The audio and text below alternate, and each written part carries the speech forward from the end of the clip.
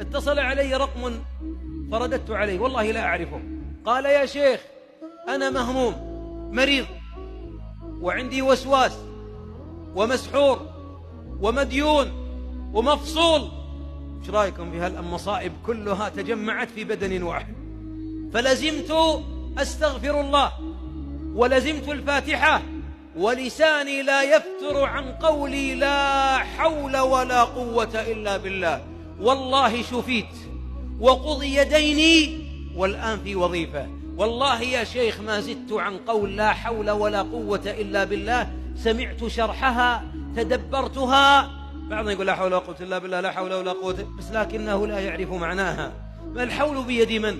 القوة بيد من؟ إليه نرجع إلى من بيده مفاتيح الفرج؟ من الذي إذا طرق بابه فتح؟ هو الله. انكسر ببابه.